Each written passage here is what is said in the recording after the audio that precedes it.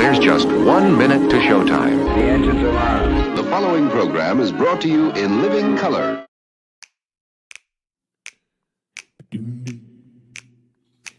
When they wrote up the systems and the rule set that we use, did working people get to write a line? What class of men on pen and paper jotted down their clues? Was capital the heart of their design? When 90 million want a thing, but some shareholders say no, which class of people get to have their way? The people read the fine print, say that this thing has got to go, and we'll start writing a new contract here today. Don't you know that hundreds will work and one man keeps the money? They don't think they gotta tell us why. When they say the new social contract, all the bosses will be gobsmacked and everyone will want a sign. Oh, everyone will want a sign.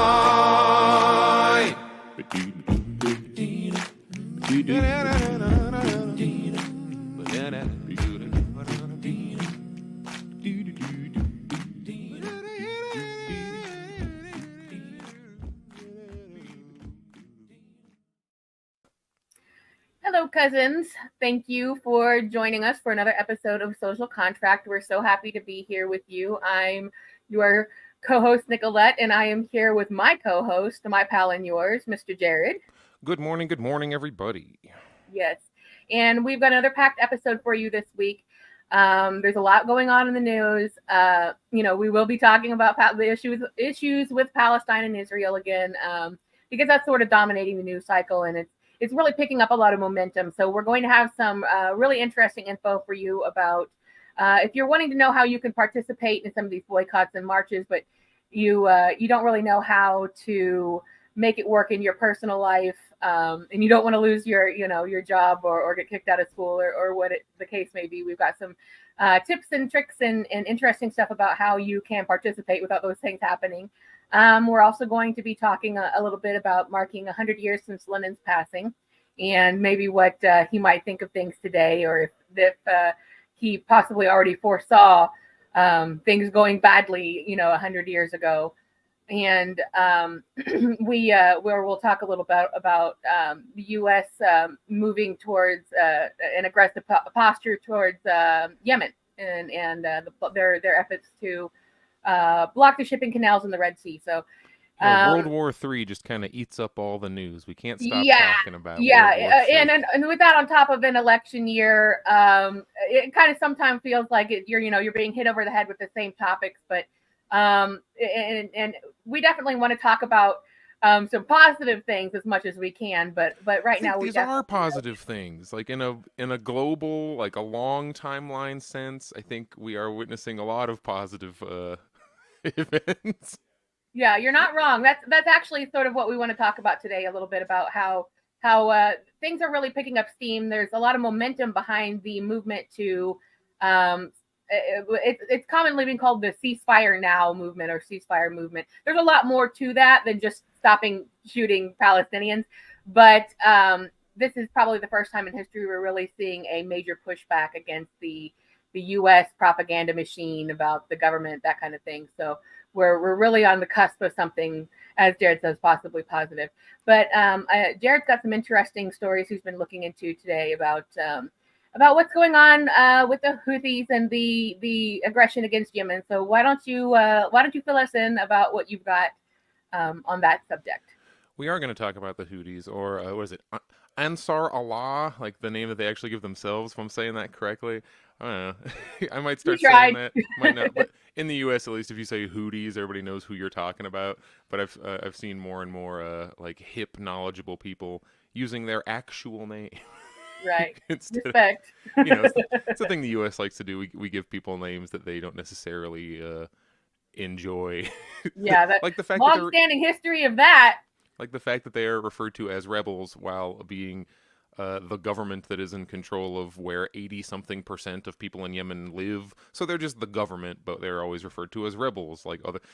You get called a regime if you're a bad country, but you're just the government if you're a, quote, good country. Those type of things. I do want to talk about Lenin, though, because he died 100 years ago on the 24th. There was the 100-year anniversary of Lenin's death, and guess what, kids? We're going to school. We're going to read.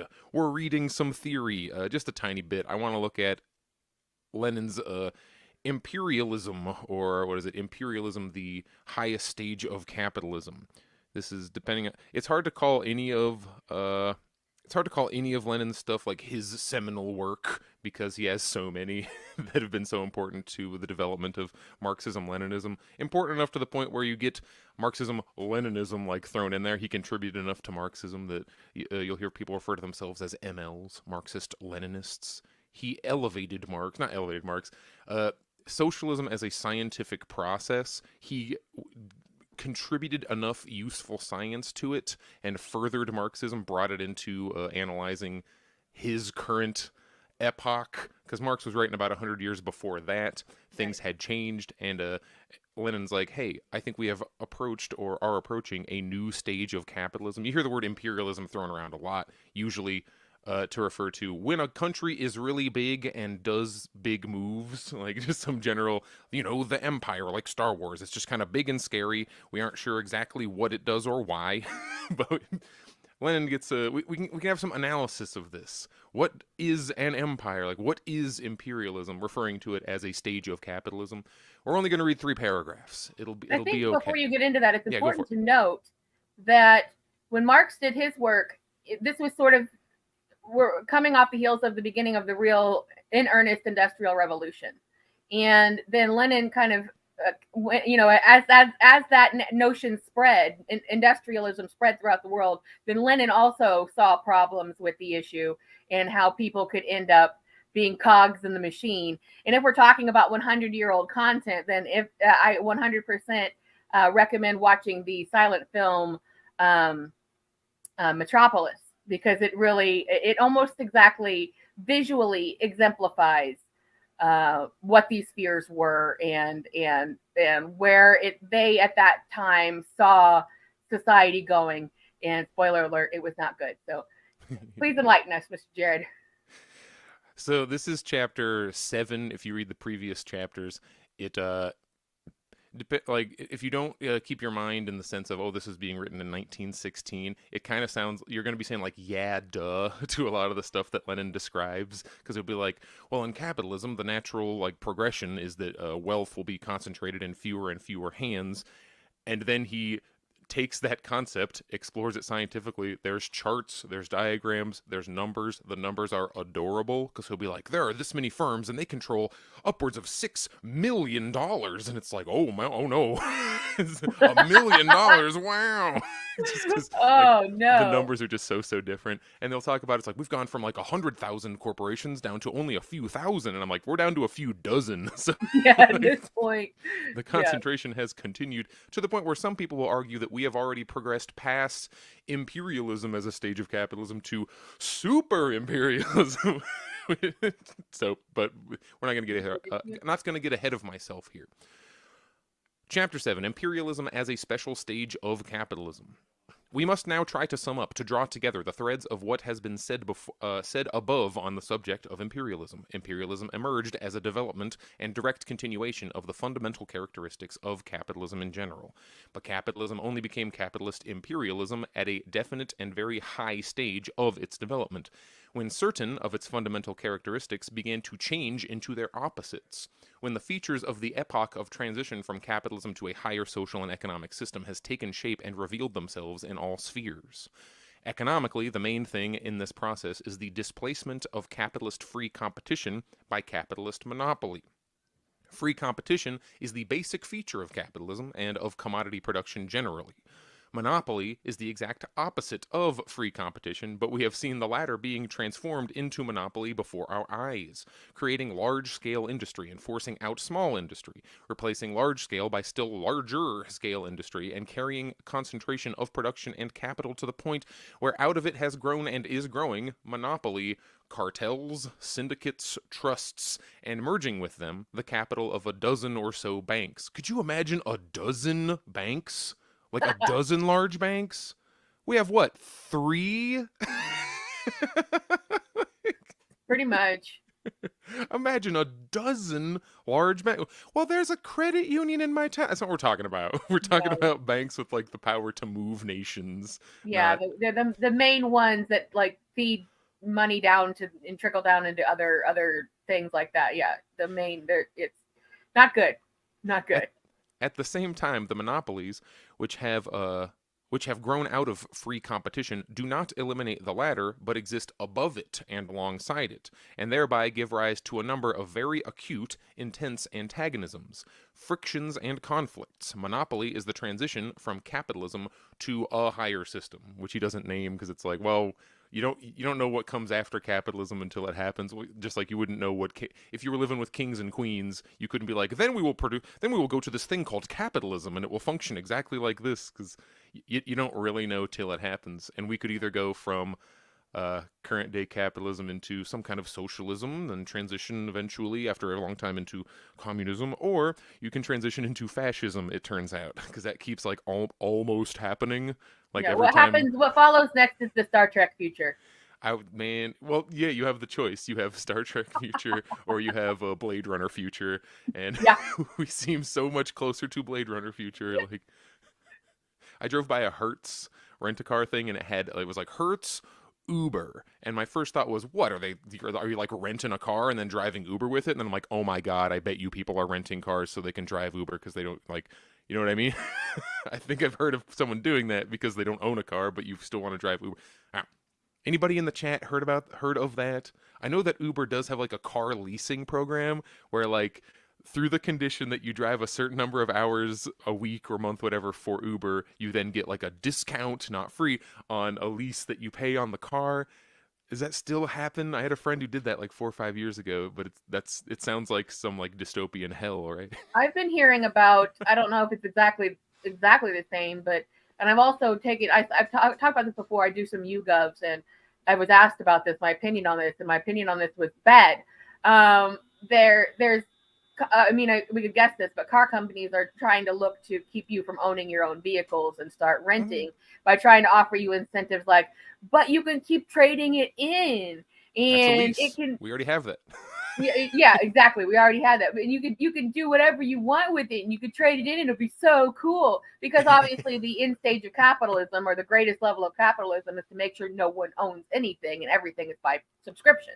Which is weird because, like Lenin just said in this intro paragraph, where he talks about how capitalism will be doing what it's doing, but then every once in a while it'll just flip and do seemingly the opposite. And like, is that a contradiction? Or because it's not a contradiction. Before it was, oh, capitalism, everyone gets to own their own everything, and now it's capitalism, everyone gets to rent, that you will own nothing and be happy. Like, yeah.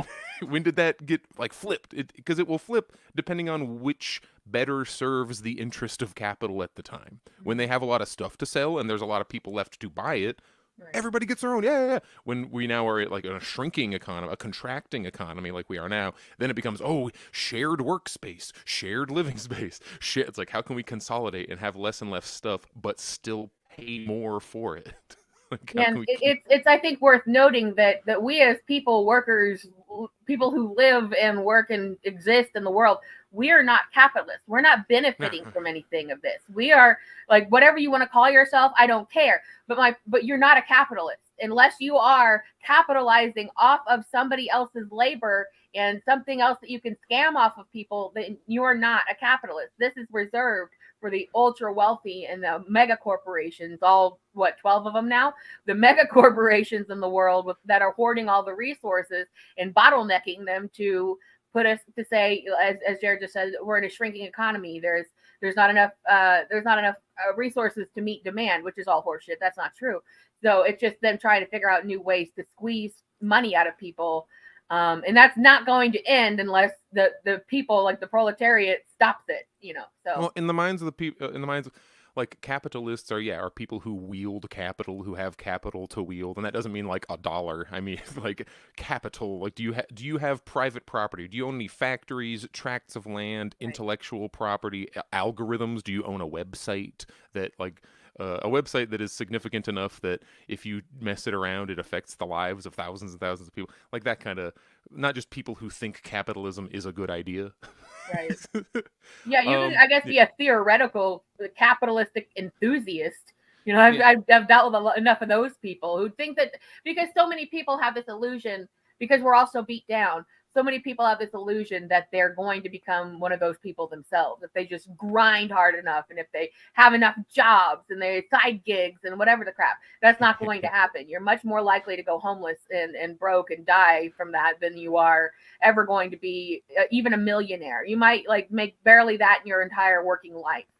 So the cycle has gone so far that once you have it's the crisis of overproduction, which is not just as basic as making too many of a thing, but it's where you reach that tipping point of diminishing returns of you hear about the Great Depression, people unable to afford the products that they themselves were like making at work, and how that, oh yes, logically that's going to collapse, like that's not a sustainable situation.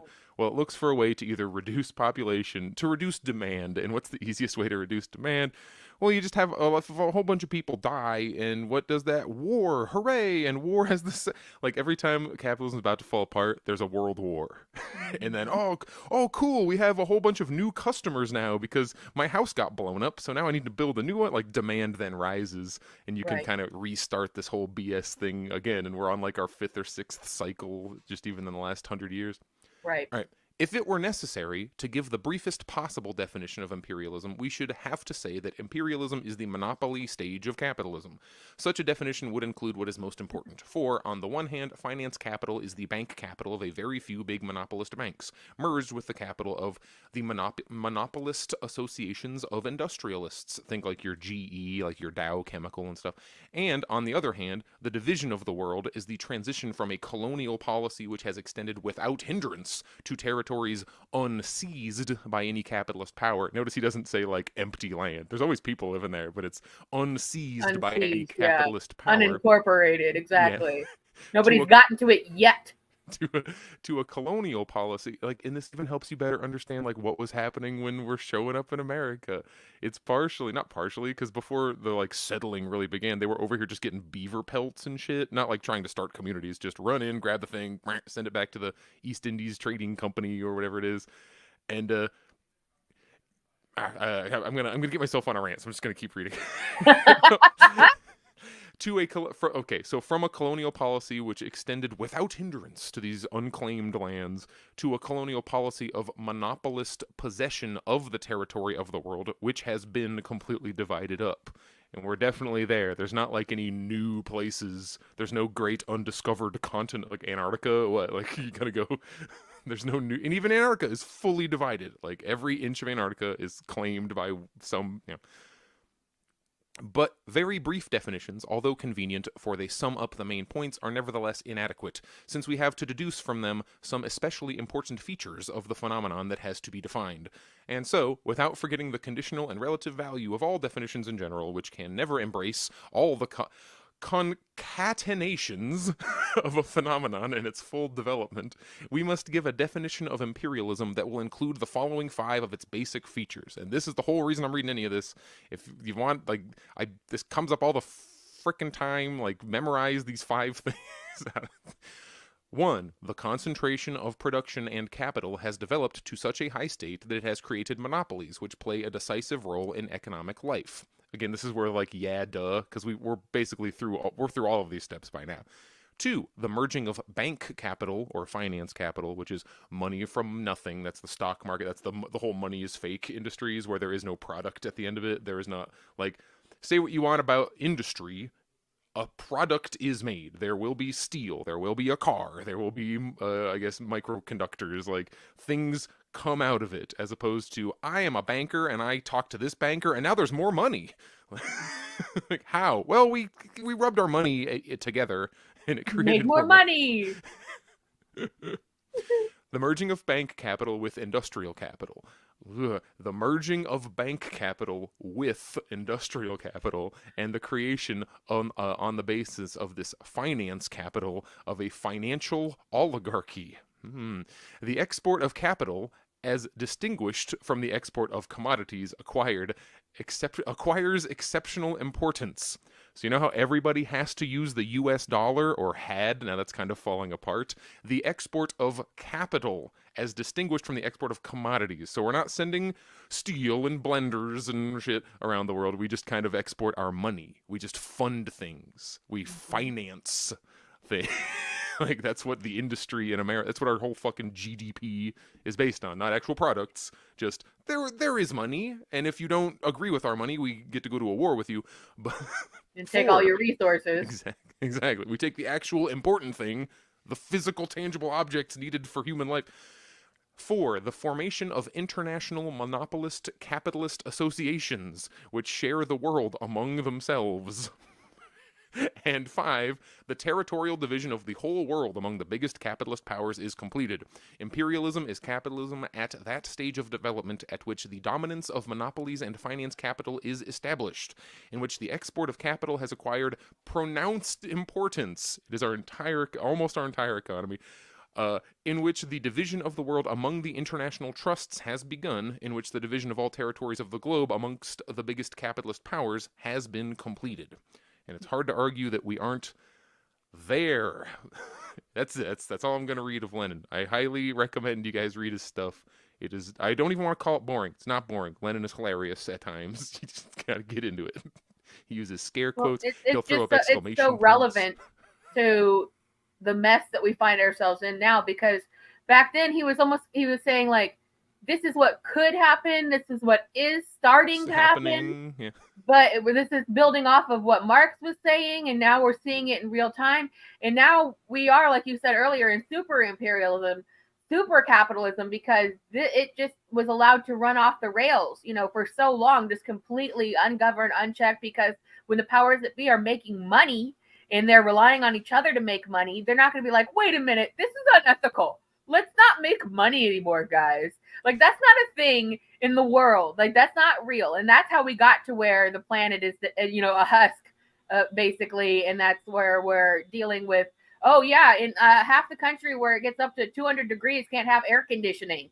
That's how we end up in a place like this, where everything is commodified and you get nothing and you work yourself to death for the machine.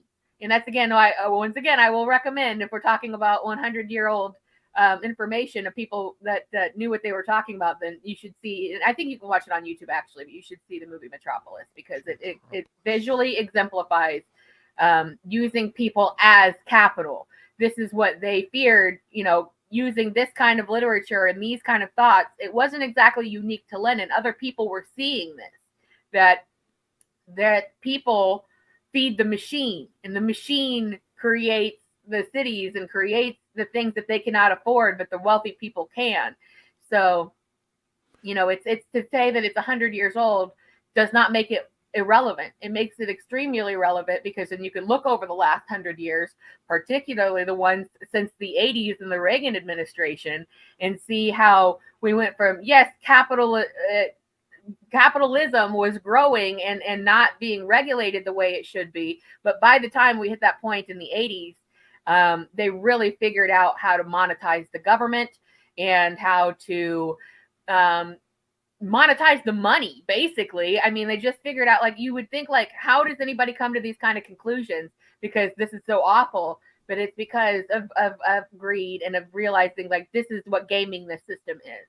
So we are living in a byproduct of a gamed system that I think was always doomed to fail in a wide scale, but there's a lot of really bad shit that's going to happen before the actual collapse of capitalism could even happen. It shows that capitalism develops, because the kind of, like, the regulation, deregulation, like, that cycle didn't even start in the 80s. You can go back to like the Carnegies and them, where at the beginning of their careers they're like, we are these ruthless, and then they become like, oh, we're now these, like, humanitarian, we need to have rules to stabilize, because, like, these wars were happening, they see things fall apart, and capitalism does attempt to stabilize itself either through war or shrinking economies, or and they try not to make the same mistake twice. When I say they develop, I mean like there is learning that happens, and it makes them more able to resist attempts to change things in the future. That's why we've had these last like 40, 50 years of just like no left in the US. Like it was super strong right up until World War II, and then we got the United Front, and then communists were going to start electing people into power, and then McCarthyism, and just wipes that out. They greatly increased the social cost of talking about this stuff. Why do I bring up Lenin? We're talking about 100-year-old, to me, 100-year-old science. We still talk about Isaac Newton, even though he's even older than that, because he hit on mathematical principles that were true. Like some have been disproven, they've been built upon, altered, but we don't just use exactly verbatim the science he was using back in the day. I assume I'm not a physicist, but yeah, there's probably some more context there. Lenin is working as a scientist, working on the work of another scientist, Marx. We do not need to reinvent the wheel for everything. Some things that are actually new, like analysis of like what to do with Google and algorithms, maybe you can't look at Lenin and them for specifics in that situation. That is for us, the next level, the next generation of scientists to continue building. But if you're trying to analyze situations like Israel and Palestine, having at the very least a good working definition of what imperialism is, how capitalism actually functions, because it's not supply and demand. Like it's not the crap they teach you in elementary school about, oh, this is how the economy works and what you're supposed to do. These are the inputs, these are the outputs. Like Lenin just said, they will flip that on a dime if suddenly the phony baloney rules they told you no longer serve capital. They'll tell you it's the opposite of that. Sometimes it's about pure competition and ruthless self-interest. Sometimes it's about working together to make sure the world can be as good as possible. Like what is like green capitalism now? It's flipped on its head again. Oh, it's not about ruthless competition. It's not about consume. Now it's about reduce, reuse. It's like, when did that happen? Right.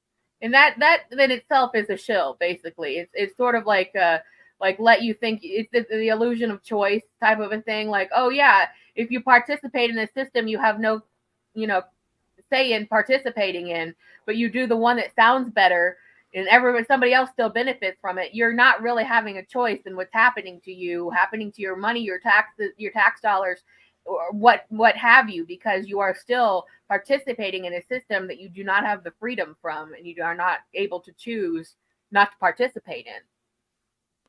So how better could you without resorting to like religion or human nature or any of these other like when I say idealists, I mean like mental constructs as opposed to materialist, like things that are happening that you can touch and see and feel. Like if you're trying to explain why are the Palestinians and Israelis fighting, like is a better explanation to start talking about the differences in Judaism and Islam. Well, no, because we know that the people running Israel aren't even really they don't follow Judaism, they follow Zionism, which is like its own separate thing.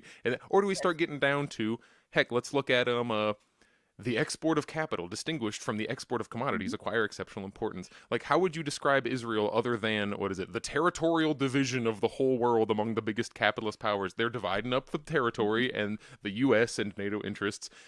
Someone brought this up. They could have done basically what the idea of Israel was, which was, man, we did a Holocaust to this group of people. Now we need to make it up for them by giving them a safe zone. They could have done that in Germany, which would have made a tiny bit of sense even. It's like, well, it happened here. We have they already lived here to begin with. Like, you can make some kind of like historical argument. But no, they put it in the Middle East. Why? Why do they put it right next to all of these very important shipping zones? Like, this is even before like peak oil. Like, the aircraft carrier in the region, wasn't it? It was Biden or somebody who said if there was no Israel, we would have to invent one. Like, this is what he's talking about. The territorial division of the whole world among the biggest. Like, it continues this destabilization. It continues to allow the U.S. to export capital in a way that Saudi Arabia is. The oil has been on the dollar standard, right? The petrodollar. Like, that is an imperialist goal. That is something the owning class would go, wouldn't it be nice if the whole world was forced to use our currency? The export of capital is distinguished from the... All right. Well, you understand my point here. Yes, no, the thing of it is like, when you look at it objectively, it's almost like every society through, the chasing of money, i.e. capitalism and power and imperialism. It's always like every group of people all the time end up in some version of the Stanford prison experiment. Because when you give, which by the way, it was a thing that was happened a long time ago where it was a study done where a group of people were students, I believe, were given the opportunity to pretend that they were the authority in a prison scenario, and then a group of people were given the opportunity to play the role of the prisoners. And very, very quickly, those in power started unfairly treating and maligning those under their watch, I guess you would say. And it ended badly, and it had to stop. So that's the whole thing. It's every time that one group of people can exude power over another group of people, you end up in that exact same situation. And that's how you say, like, how possibly could there be so many parallels between Nazism and this era of the First and Second World Wars to Zionism, which are employing the exact same tactics, whether it be propaganda down to literal physical assaults of people and the idea of ethnos cleansing and genocide. And how did these people who were under that same situation end up in that situation? And the answer is capital. The answer is power. Because when people, I don't know if it's a natural inclination, because the study itself was kind of flawed, so it doesn't really conclude that like this will always happen. But because like everyone was on drugs is the thing. Yeah, I think that had something to do with it too. But there was the idea, just to quickly say that it seems like every time you can always look through history and say anytime that one person got a leg up on another person or group of people, this happens. They decide this is mine now. Yours is mine now. I'm taking it by any means necessary. So you can look at through all these genocides throughout history, these land grabs throughout history, the way borders have changed. If you look at the European borders, that kept changing when one group would take over another territory and back and forth, I guess, going all the way back to king times and things in peasantry. When someone, it must be a natural inclination of people, like when they start getting something, some kind of power, some sort of agency, then they have to exude that power over on someone else. You're talking about the might makes right principle of if I can do it, I will do it. Right. And I don't want to shit on our anarchist friends, because there's a lot of people, like I called myself an anarchist for like a couple of months, and then I read some more and changed pretty quickly. But that is, unfortunately, that is anarchism. Anarchism is might makes right, because you're like, well, no, we have these ideals. Like, well, if I show up with a bigger gun, I just decided the rules are different, didn't I? And if we don't have a government, if we don't have some kind of structure to keep people from doing that, and libertarians will be, hey, guess what, libertarians, you're anarchists. You just don't know it. That's what libertarianism just becomes. If you're like, well, you use your own resources and take care of yourself. It's like, okay, I have more resources. Boom, like might made right. I just like, you see why that just inevitably leads right back to what we have now. And the partitions of definitions are so thin, just like you're saying, like one way or the other. You can call yourself one thing, but you're behaving like another thing. We partition ourselves off to say like, oh, I'm better than an anarchist because I'm a libertarian, but they're basically the same thing.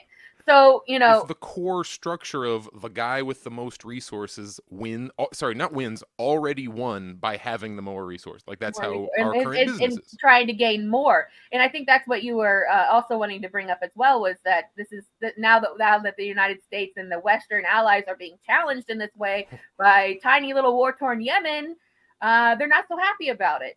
So, power to the people kind of a scenario here, because Yemen has been under constant torment pretty much its entire history by, one or the other. But, just because this area and that again, why is Israel, why was it put where it was put? It's not unstrategic. It's very deliberate. This is a very, very important area for shipping and commerce and capitalism in this particular area. So there's going to be conflict about it. And if the strongest guy can put his military bases and his allies and fund his groups of people around it to keep it from anything happening to it, then he wins. He America. So now we have this tiny little country who's just been absolutely destroyed over time, really making a stand and doing a great deal at their own peril to try to not only right the cart, but also do their part to try to stop this genocide that's right at their back door, and that they have been through as well, in their own time. So I think you had some notes on that, didn't you? I do. I got another article here. Okay. Man, I'm not going to go back and read the chunk from the Lenin we just did, but he even says in his thing, like, I'm using sources from, like, the premier capitalist newspapers, so you can't call me biased. And that's the kind of stuff that, like, that same tradition lives on today. Like, why is RBN always looking at NBC and CNN? Not because those are the authoritative sources, but it's like, look, if even they're saying this, like, how are you going to, oh, all your sources are from these crazy, obscure, that's not even happening. That's all a conspiracy theory. It's like, well, freaking Reuters is saying it, so how much? You got to So we were choose reading what from you want to, you know, one side or the other. It's either somebody's telling the truth or nobody is. So you decide, you know, for your own self. And we want to be objective as much as possible. So. Yemen. I had somebody online described it. It's like Yemen, a country with the GDP of Walgreens. It's called like the poorest country in the world sometimes, depending on how you look at it. Yemen has been, they're in a fight with, it's been them and Saudi Arabia. And when you say these, look at how many just in the summary. What is the first word of the first two bullet points? And then, oh, there it is in the third one. Oh, it's in every single bullet point. Iran. They really, really want you to think that Yemen just is Iran and that this is a proxy conflict where they're just using Yemen to fight with the U.S. And I would say, yeah, maybe. Yeah. I think that it should say U.S.-backed Israel every single time you bring up Iran Israel. is used as a buzzword because they are a threat to Israel. Oh, scary. In vis-a-vis the United States. So this, you know, let's not forget that Iran itself is also a tiny little war-torn country. They want to act like Iran is just like they're on the exact same level. Like we're in this boxing match where it's freaking Rocky versus Ivan Drago, and it's like this is, if anything, the U.S. is the underdog. It's like, guys, Iran has the GDP of like West Virginia. Like it's only doing a little bit, but we are the imperialist power, and to pretend that any of these smaller countries have any real, actually, I don't even like saying that anymore because we've lost the last like 4 wars we've been in. Like Afghanistan, we're all making fun of, oh, we're going to bomb Afghanistan back to the Stone Age. And then someone's like, oh, they're already in the Stone Age. And then we lost. And then who's still there? Al-Qaeda. All right. Dubai, January 20th, Reuters. This is just to summarize the situation you all probably already know, but hey, commanders from Iran's Islamic Revolutionary Guard Corps and Lebanon's Hezbollah group are on the ground in Yemen, helping to direct and oversee Houthi attacks on Red Sea shipping. 4 regional and 2 Iranian sources told Reuters. Regional? What are regional sources? Iran, which has armed, trained, and funded the Houthis, stepped up its weapons supplies to the militia in the wake of the war in Gaza, which erupted after Iranian-backed militants Hamas. Man, Iran did everything. Is Iran in the room with us right now? Right, yeah. Backed militants, right. Hamas attacked on Israel second, at which point the U.S.-backed IDF started committing a genocide, but they don't say that part, do they? Tehran has provided advanced drones, anti-ship cruise missiles, precision strike ballistic missiles, and medium-range missiles to the Houthis, who started targeting commercial vessels in November in solidarity with Palestinians in Gaza, the sources said. I can never let that leave your mind. They are targeting commercial vessels. As far as I know, except for now, before the U.S. started just bombing Yemen, there were no fatalities of any kind in these attacks. They shot at some ships, enough that the ships would have to divert course. Sometimes they'd take them over, they'd guide them to either Yemen or, I don't think Iran has port. But it's not then they executed the crew and strung them up on the bow and threw their skulls into a volcano or some shit. Yeah. These are as peaceful of military. They're attacking the money, and that's effective. That's a thing where you got to give credit to the Houthis. Who are they attacking? Are they blowing up random American tourists? No, they're attacking shipping vessels, ones that they think or know are either Israel related or U.S. related. They're trying to mess up the economy because that's the only thing that the empire responds to. And so far, they're as a matter successful. of protest as well. View this as a protest. Because it kind of is. Yemen is never going to overthrow the U.S. government. They're not going to bomb New Jersey. But if they've like, oh, what can we do? We're right by this very important shipping lane. This very important shipping lane is why we've been mercilessly bombed by the empire through Saudi Arabia for the last however many years. Remember, there was a whole week where we were like, Americans were told that we should really care and feel bad about Yemen because they're just so beat up and like downtrodden. And then that shit went right back off the right out the window as soon as they start attacking ships. And if you ask me, do I support the messing up of shipping lanes in order to attempt to stop a genocide like a couple of states over from them? Yeah, like how could you not? Like how describe to me another effective method of doing this that isn't more violent. Because they're not just attacking U.S. military bases. It's on commercial ships. Mm-hmm. Sorry, say what you're going to say. What do you think, Nicolette? I think that I exactly what you just said. That I don't really, unless they come up with it, because it's effectively the boots on the ground. It's not like, a bunch of protesters from here can go over there and do that there. It's their territory. They know what they're doing. So we almost have to take their lead and say, okay, well, it looks like you figured out a nonviolent protest because, you are in the area of knowing what you're doing more than we know what you're doing. And now that we have the benefit of seeing it happening in real time here in the West, then it seems to me it's like, well, we should just defer to them as the leaders of this protest, because we know it's not going to be able to go on long before the U.S. starts blowing them up. But it's really raising a lot of awareness, be it through videos or even memes or jokes or what have you, because it really is. It's really the only non-violent way of getting the world's attention, by slowing down, your Amazon shipments. If you're in the like, this would almost be equivalent, or if you, I don't want to say if you wanted, because in Minecraft, if one were to find a truck that was going to be delivering weapons that would then be sent over to Israel to aid in the carpet bombing of a civilian population, if one were to say disable the engines or slash the tires of that shipment, like that might be kind of an equivalent of, if you want to think about this, except in the ocean. That is one, extremely direct, and in the moment, very effective. Does that mean they're not going to send more ships or more trucks in this case? No, but investors are behind all of this, and they will see that as risk. They seem to be seeing it as an unacceptable level of risk, which is why now these shipments are getting diverted all the way around the bottom of Africa, which increases the cost to the empire to keep doing this bullshit war. Remember, this all stops immediately if the genocide stops. That's what the Houthis say. They're like, here, this is our demand. If you meet the demand, we stop fucking with your shipping. Seems reasonable, and it costs nothing to stop bombing people. In fact, it saves you a lot of money if you were to stop. If the U.S. stops sending the bombs, this shit is over in like a couple of days. Don't act like Biden has like no power. I say Biden as the representative of the empire. You know what I mean? See, even the chat's like very reasonable.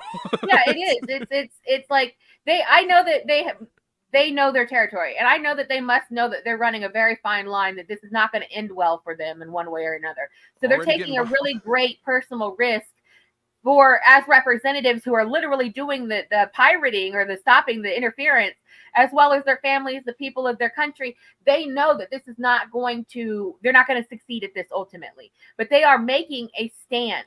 And it's hard to not look at this sort of like the video, the photograph of the man standing in front of the tank with his grocery bags, and from Vietnam era. This is something that they're making a stand that is not going to go well for them.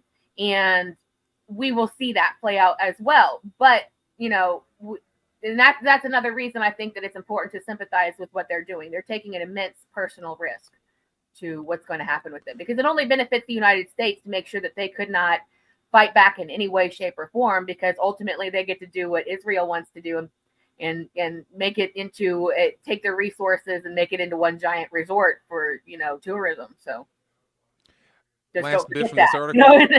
Exactly. Last bit from this article, just kind of what I said, but hey, let's have Reuters say it. The Red Sea attacks fit with Iran's strategy. It's all them, like Yemen doesn't exist. Strategy of expanding and mobilizing its regional Shiite network. of armed militias to protect its influence and show its ability to threaten maritime security in the region and beyond, two analysts said. And you just have to decide whether that's a good or a bad thing, I guess.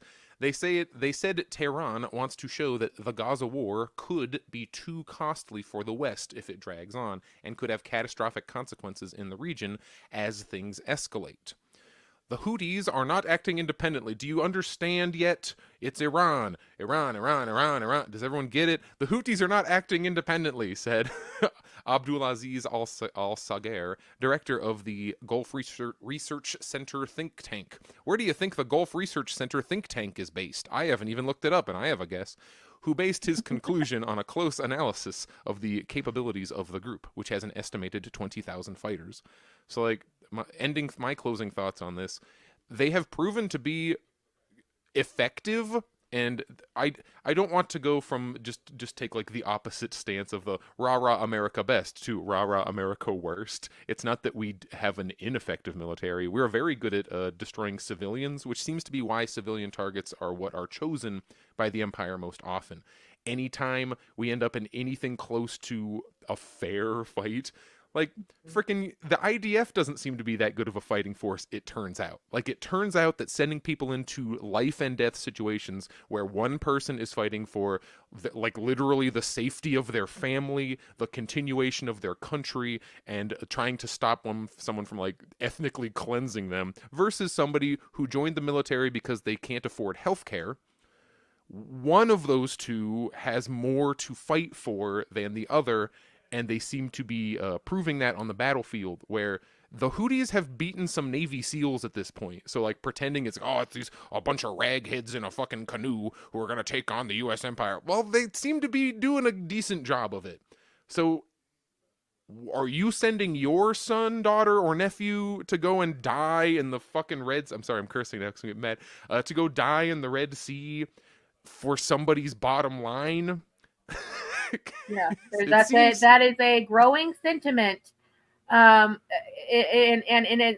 honestly, it's a good thing. I think, because you're absolutely correct. This is something that people are starting to become wise to, which, you could go all the way back to Vietnam when people started to, because that was like the last real draft. So people were going there against their will. They were having to participate and become traumatized, blown up, injured, whatever, participate in these horrible atrocities against other people that they had no beef with.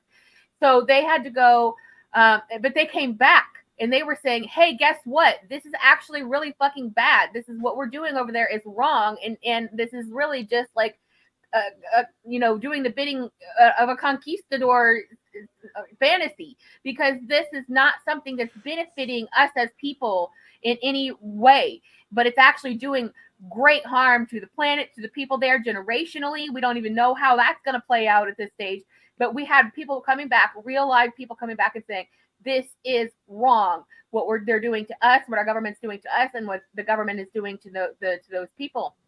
And we are now seeing an uprising, which I think is really excellent, because maybe since the first time, and definitely more stringently, we're seeing an uprising of people not buying this narrative anymore.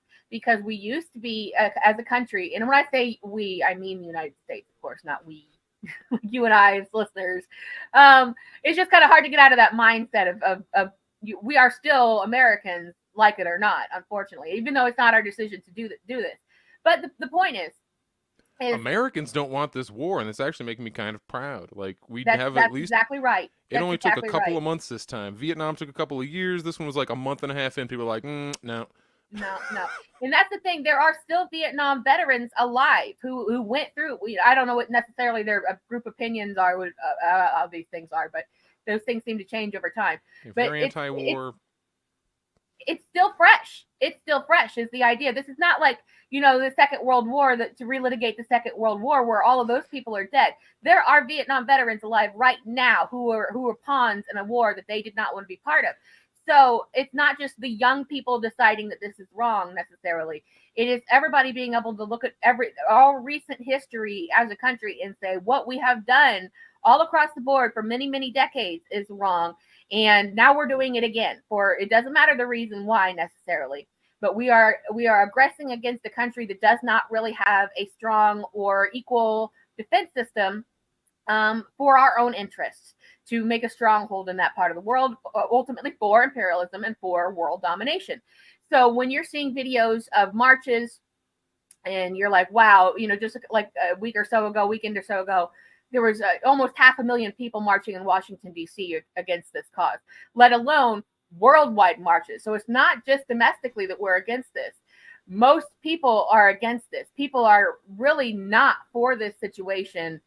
And 90% they studied protests globally, 90% 80% are right. And people may have their own reasons for it, economically or belief wise, but maybe they are just against Zionism, but they're not exactly wanting to defend the Palestinians, but that's why they're protesting. Or maybe they want to make sure that there is free access to the shipping channels, but they're not necessarily wanting the United States to be in control of them. So there can be other aspects of this. But what's really, really good is that people are, at least here in the West, are discussing amongst themselves, using social media as their main tool to defeat propaganda and to say, hey, look, you can see right here, this is what it looks like when, here's a row of blown up children. Here's a row of here's watch this video of a parent putting his remains of his child into a grocery bag. That's really happening. That is the reality. And it's not just about children, which is what we hear. It is about all these people. They did not bring this on themselves. They did not want this, despite what America will say about it or anybody else. It's not true. The propaganda around October 7th is outrageous.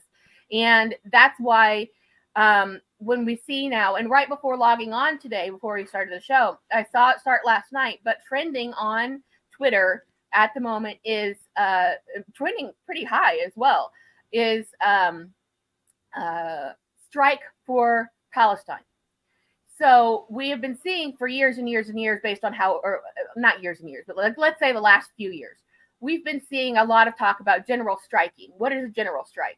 Okay, well, I can't participate in that. That doesn't work for me. I don't understand that. So there's a lot of things that people just don't understand as regular lay people, but they do want to get involved. Like, okay, I can't take off of work and go march in the streets. I can't leave my home in Iowa and go to Washington, D.C. for this march. Perfectly reasonable, okay? But what you can do, there are smaller steps on what you can do, because now the only way that we stop these kind of things is a people-based movement. And that's how we're going to get anything done, period, is being a people-based movement. So say, okay, you cannot go march. Perfectly reasonable. And say, unless you're part of a union, if you call up your job, your just regular job, you're like, I'm not coming into work today because free Palestine, click, you're going to lose your fucking job. So don't do that. You can't do that, or you might get kicked out of school unless there's a dedicated organization to saying we're doing a walkout or something like this. So don't jeopardize your life, that way. You need to be strategic with these things, and it's not that you stay paralyzed and don't do anything, but if you're in a box, if you're removed from society, you become less effective at what you're trying to do. So, make your moves smartly. Don't just get fired for nothing. If it's going to do something, sure, make a big stand. But yeah, exactly. Don't take yourself off the board, because and it's natural to want to participate, not just because of the group mentality, but because if you've seen these videos and you're hearing this talk and you're sympathizing with these ideas and saying, this doesn't sound right to me. Okay.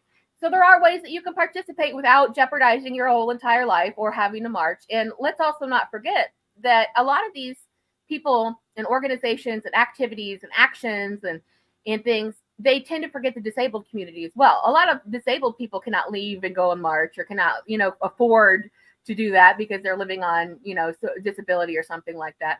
So the way that you can participate in any strike, in any movement, and that's why I'm always going on about this people's union thing, because I really want to see people come together and unite. And we will talk about that in full some other time. But but in terms of brevity here, strikes and protests, they work. You can look back in history, and the first really major gay rights movement we always think of is Stonewall in 1969. But before that, there was Cooper's Donuts riot, there was Black Night Brawl, there was Dewey's Restaurant sit-in, there were the Compton Cafeteria riot. There were all kinds of other things that led up to the world paying attention to what happened in Stonewall. And that's just an example. There were so many civil rights protests that ultimately led to the civil rights movement going forward to where the government could no longer ignore it. And we could say now a lot of those rights have been eroded over the years, both in terms of gay rights, trans rights, racial rights, women's rights. We know we're in a very bad situation, but that is exactly why we've got to ramp up this kind of behavior again.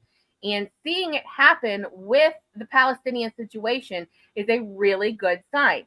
So you're asking yourself at this point, what do I do then? I'm seeing people do these great big motions. I'm seeing people do these movements. I'm seeing everything.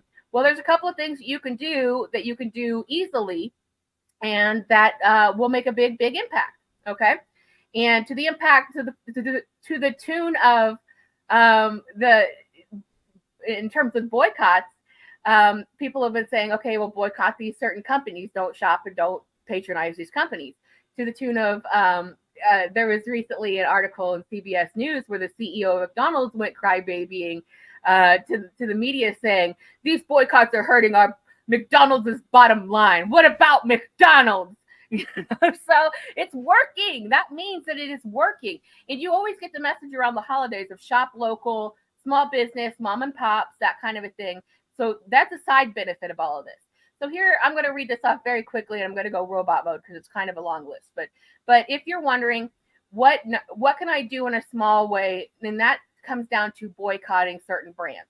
And there are some of these main brands, and these brands have either expressed solidarity with Israel or shipped them supplies, or you maybe saw recently a picture of IDF troops proudly holding very large towers of Pizza Hut pizzas and thanking them.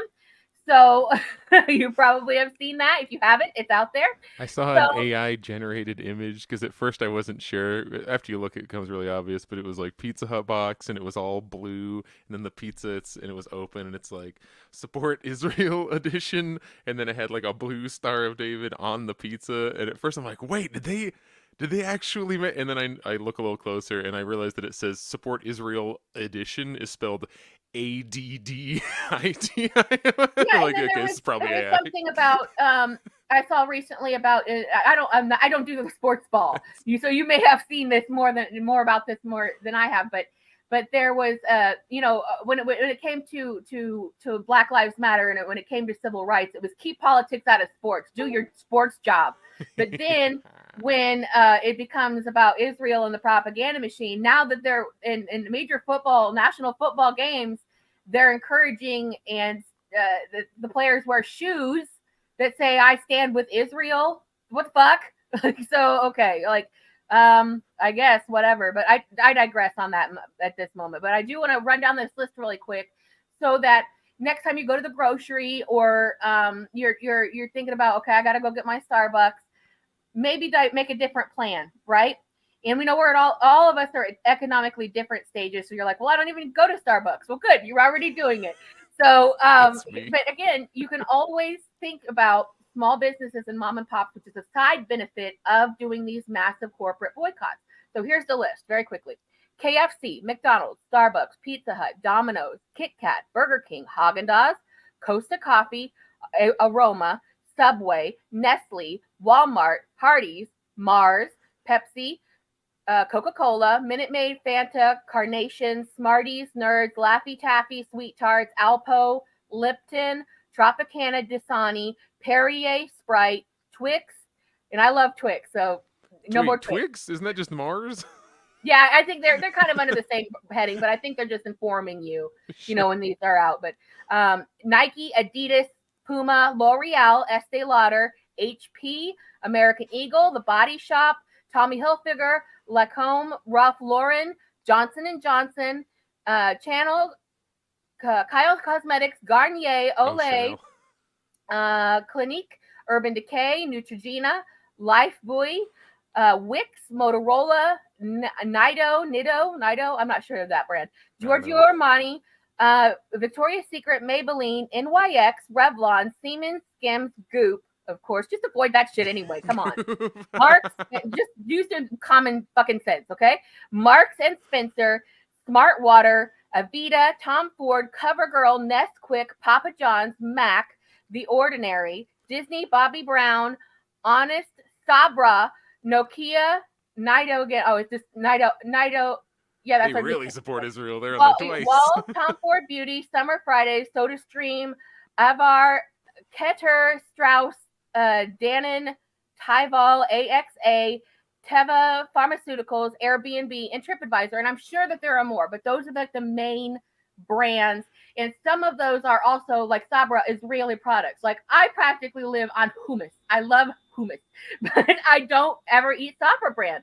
And I think I eat a kind that's made in Cincinnati or some shit, So that's the thing. Like there are also other major brands of the things that you want, if that's what you want. Like if you got in your mind, I have to have a brand, I have to have a store brand, that's my favorite thing.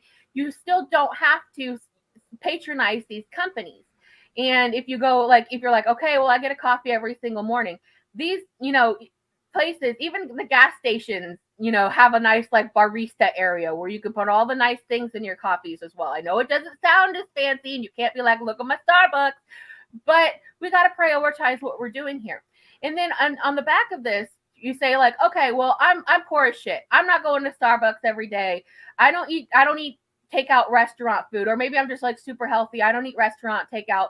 I don't use these. I don't wear makeup. I don't do these things. Okay. You said Walmart, cool. So that means the Walmart generics are also out on this. Yeah, and of course this is a little bit ableist. Like maybe your town only has a Walmart. Like that's where everybody has to shop. I understand. You're not hurting the cause. This is just putting this into your mind to say like, okay, let me think about how I specifically can work around these products myself and do this. But there is another much more fun and easier way to contribute, and you won't believe it probably, but it's memes, okay? And it's not just memes themselves, but it is the spreading of the information. It is the sharing of these horrible videos. It is the sharing of information, statistics that you're reading. There are journalists out there right now being killed in mass who are putting their lives on the line for as long as they last out there, who are doing reporting from there. So there are trusted journalists. You do not have to subscribe to mass media. There are ways that you can, if you're just sharing the message, if you're talking about it, if say that you have a blog and you just post about it.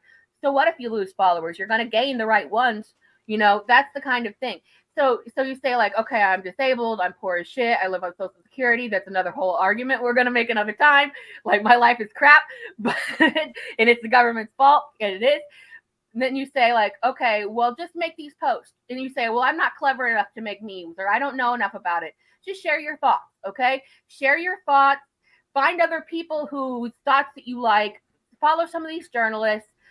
Share these messages, because this too is a way forward. Now, general strikes are really hard to manifest and make happen. Actually, it was called for on December 11th, but supporters of the ceasefire situation tried to organize a widespread general strike, but affecting the holiday season. But it wasn't going to work, right?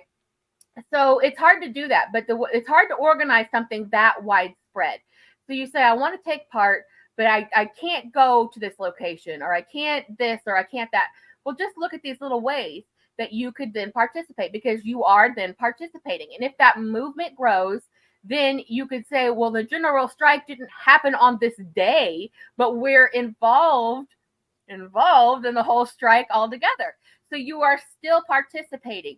And listen to people. If you say, well, I'm just at the beginning of this, I don't feel informed about it, then listen to these organizers of these strikes.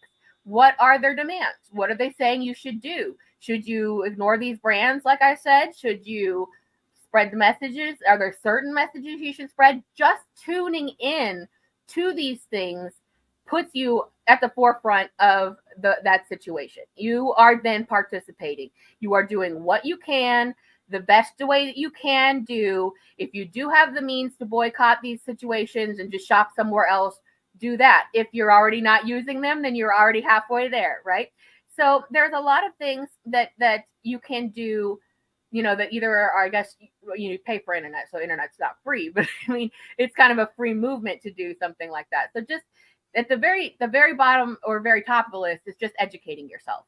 Educate yourself by listening to the people, the voices of the people that this is happening to. Don't tune it out. Don't ignore it. And then start listening to people who are commentating on these things. You know, we're getting a lot of that through TikTok and things, a lot of really smart, and it does seem to be a lot of younger, you know, Gen Z people who are really not picking up on this message anymore. They're like, you know, this is enough of this.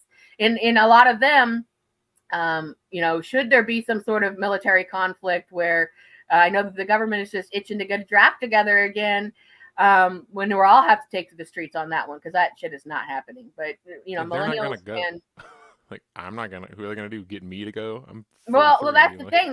They're gonna impress it upon people, because people know now, joining the military because you are poor, because that is a poverty draft right there alone. So they have tried to figure out how to go from a literal draft to a strong arming draft by keeping people in such a bad economic situation that they feel like there's no other way to get an education, to get health care, to live. So that is still going on. However, millennials and the Gen Z people are the prime targets of who would be affected by just such of a thing. So that's the people who are realizing and coming up through this, that are like, we're not just going to sit by like the previous generations did and say, yes, sir, we're going to do whatever we were told to do. And that's that's sort of my rant of the day. But the thing of it is that you 100% can get involved without feeling like you're being left out because you can't join certain movements. You know, like, you can just spread the word. You can talk to people in your life. You can, carefully if it's at your workplace and stuff, but you know, there's things what can be done, you know. And you can, Starbucks is a shit company anyway, they're all their union busting and stuff, and you're not missing out on anything really, you know. It's just the name brand that you're paying for. And I guarantee you, if you go to a smaller place or another place, you can get pretty much the exact same thing for probably a fraction of the price anyway. So when in these tough economic times, do yourself a favor and do the world a favor and do some very marginalized people a favor. Because if McDonald's is coming out saying, boo hoo hoo, they're hurting our bottom line, that means it's already working. So this is not to be discouraging or to, like, this is in no way to, like, seem to be a response to what we were just talking about. Coming back to imperialism at the beginning of this, like the imperialism as a stage of capitalism, and just how concentrated our how few hands capital has been concentrated into. Going down that list, you notice how it's like most food, it's like most products at this point. And I'm like, wait, Twix, isn't that Mars? Because all these companies own each other up in this freaking infinite branching Christmas family tree of business, where that's why, like, boycotts are less and less effective because the owners have found a way to circumvent their effectiveness, which is to make it basically impossible to buy stuff that they do not control, to participate in the economy in a way that does not benefit them, because they've made it like they've rigged the game of Monopoly rules so that no matter what act you take in the market, as long as you are acting in the market, it benefits them because they own all of it. And even if you go beyond that, Starbucks has stores in basically every country in the world. So boycott them here. Uh-oh, that country wasn't on board, so it didn't. Like, these are actions that I support, but be realistic about just how they adapt. If we find a way to hurt them, they will heal that wound and make sure that same thing does not happen again, or at least make it harder to happen in the future. That's why we're all kept so broke. You can't go on if you can't go on strike because you won't be able to afford food, then that neutralizes the threat of a strike. Yeah. You're not wrong about that, and it's not like they're gonna make it easy on us. And we're not fighting an unknowing enemy. They know what's going on and they're planning. Yes, yeah, and I think a lot of the savvier companies, the bigger companies, are anticipating this stuff. They literally employ people to do these kind of market researches, to firms to comb through the social media posts on all the social media outlets, and they say, you know, look at these numbers, look at this attitude. People are turning against us. We have to open some other branches of other companies that they don't even know we're associated with. And that's kind of, you end up, you mentioned it earlier, actually. It's like, well, I said something about I love Twix. And you said, well, isn't that just Mars anyway? Yeah. And I don't know exactly if that's the case, but a lot of the candy companies are, you know, their own monopolies. Their own, like, the companies will make like, oh, it's making all your favorite candy. And it's like one company. So you're like, oh, I didn't buy a Twix. I bought a Mars bar.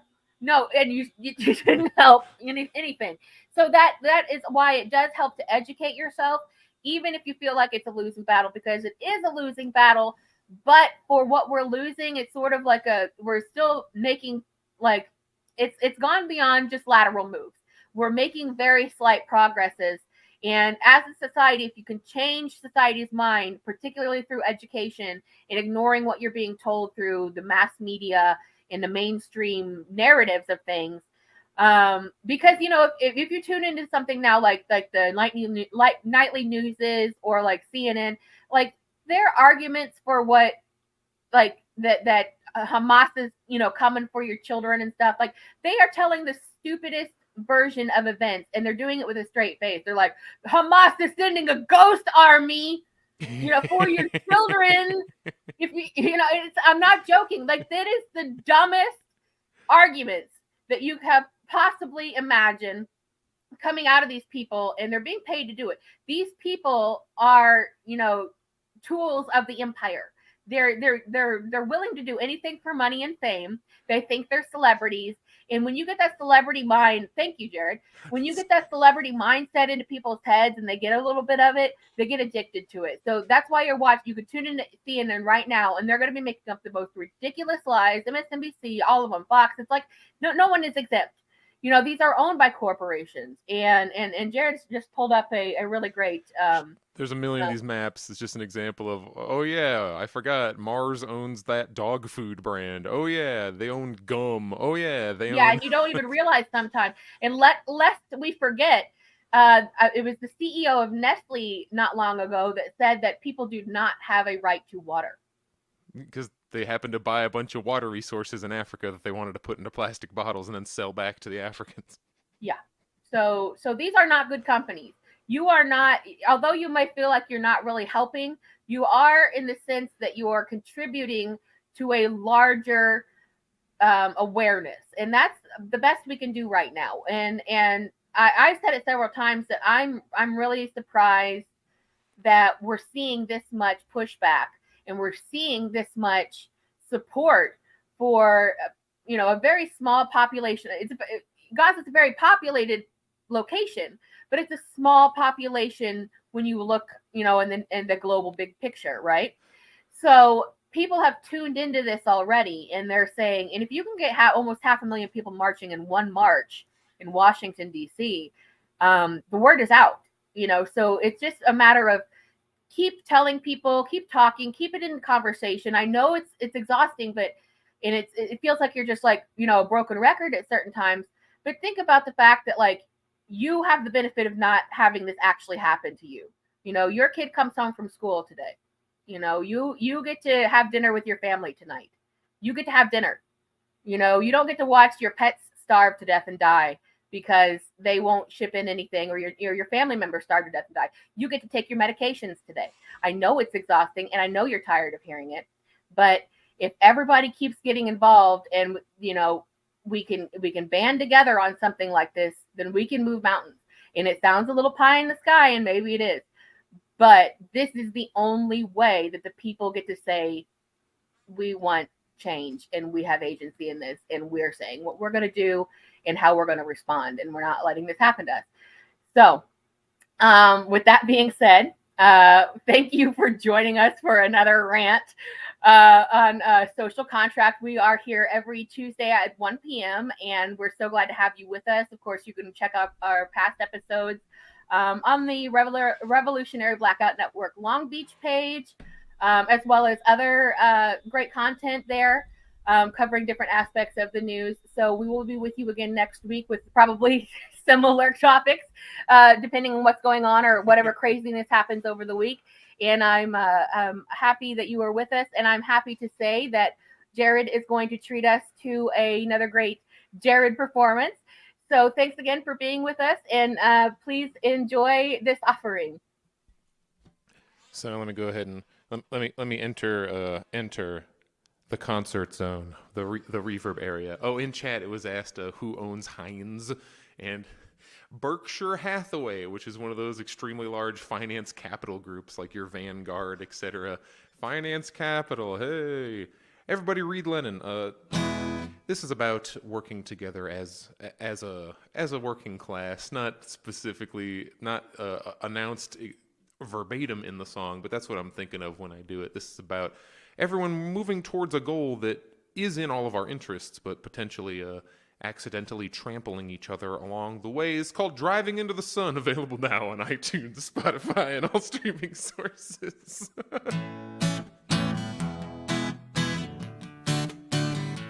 And chat, tell me early if my sound is awful.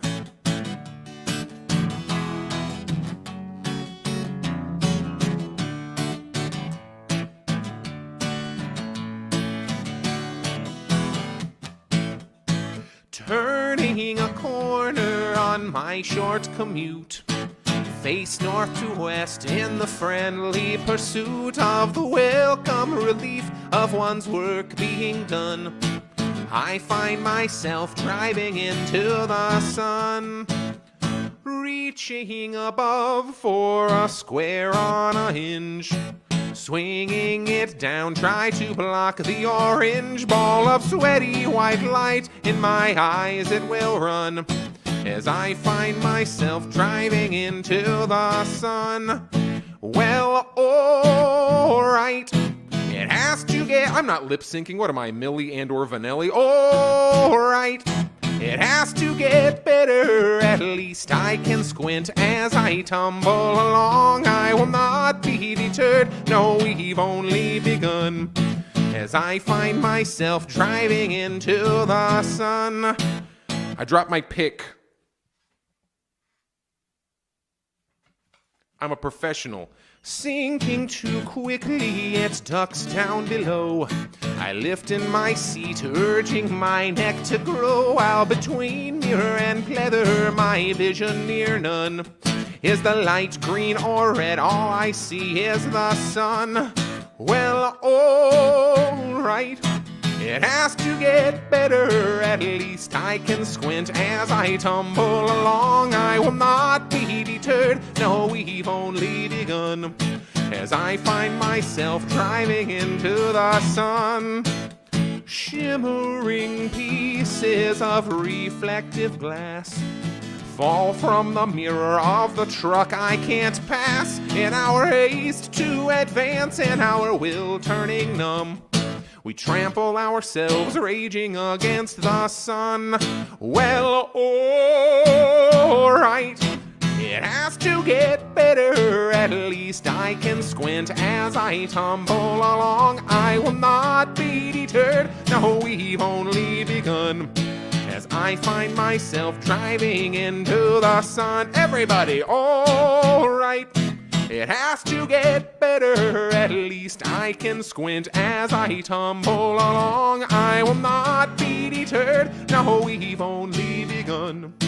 As I find myself driving into the sun.